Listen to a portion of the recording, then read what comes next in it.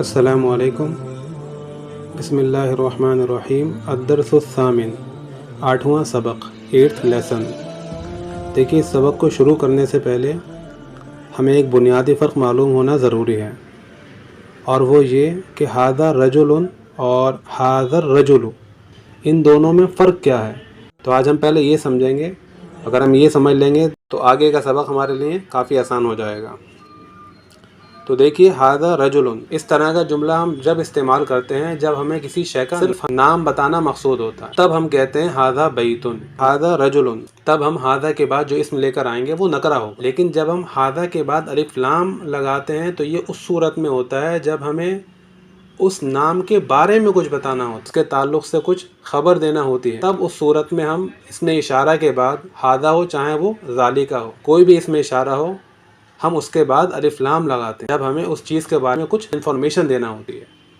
ہمیں اس کا نام تو معلوم ہے لیکن اس کے بارے میں جب ہم بتائیں گے تو الف لام لگا کر کے بتائیں گے۔ مثال کے طور پہ ھذا کأس، یہ ایک گلاس ہے، لیکن ھذا الکأس، یہ گلاس مکسور، ٹوٹا ہوا ہے۔ ھذا مطبخ، یہ ایک کچن ہے۔ مطبخ آپ دیکھ رہے ہیں نکرہ ہے، یعنی یہ عام اسم ہے، لیکن جب ہم کچن کے بارے میں کچھ بتائیں گے تو ہم کہیں گے ھذا المطبخ واسع، یہ کچن کشادہ ہے، بڑا ہے۔ اسی طرح سے ھذا بیت، یہ ایک گھر ہے، لیکن جب ہم گھر کے بارے میں کچھ بتائیں گے تو ہم کہیں گے ھذا البیت کبیر، یا پھر جمیل، خوبصورت ہے۔ تو یہ فرق آپ ذہن نشین کر لیں تاکہ آگے کا سبق آپ کے لیے آسان ہو جائے۔ چلیے پڑھتے ہیں۔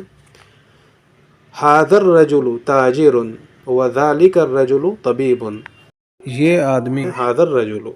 اچھا، اس سے یہ بات خود بخود واضح ہو گئی کہ ھذا الرجل یہ کوئی کمپلیٹ جملہ نہیں ہے، یہ ادھورا جملہ ہے، یہ آدمی۔ لیکن ھذا رجل یہ ایک مکمل جملہ ہے کیونکہ یہ ایک آدمی ہے۔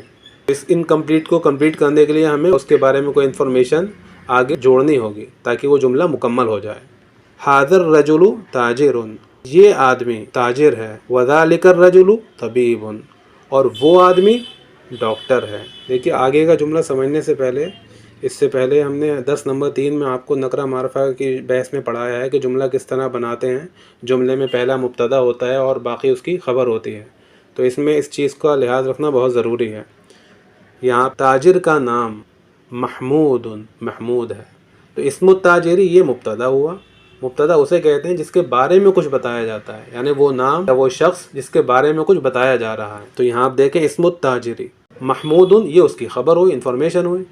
واسم الطبیب سعید، اور ڈاکٹر کا نام سعید ہے۔ آگے بڑھتے ہیں۔ ھذا البیت للتاجر، یہ گھر۔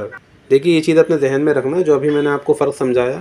یہاں دیکھیے ھذا کے بعد پھر معرفہ آیا ہے، البیت، تو یہ اسی صورت میں آئے گا جب ہم اس اسم کے بارے میں کچھ بتائیں گے۔ ھذا البیت للتاجر، یہ گھر تاجر کا ہے۔ وذلک البیت للطبیب، اور وہ گھر ڈاکٹر کا ہے۔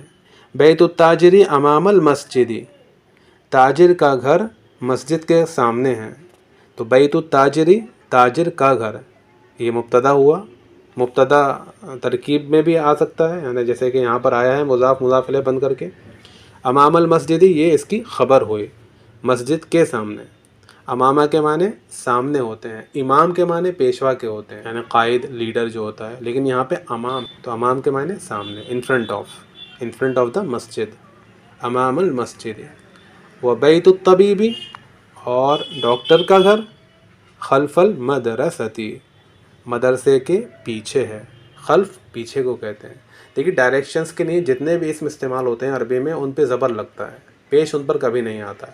خلف، امام، تحت، فوق، اسی طرح آتے ہیں۔ لمن ھذہ السیارۃ ولمن تلک، لمن کے معنی کس کے لیے، کس کی یا کس کا، تو لمن ھذہ السیارۃ، تو ھذہ السیارۃ یہ گاڑی ڈاکٹر کی ہے، للطبیب ڈاکٹر کے لیے ہے، یعنی ڈاکٹر کی ہے۔ وتلک للتاجر، اور وہ تاجر کی ہے۔ ھذہ السیارۃ من الیابان، یہ گاڑی جاپان سے ہے۔ وتلک من امریکہ۔ آگے کی جو ایکسرسائزز ہیں وہ آپ لوگ خود کریں، اور جو بھی آپ کو پرابلم ہو آپ مجھے واٹس ایپ کر سکتے ہیں۔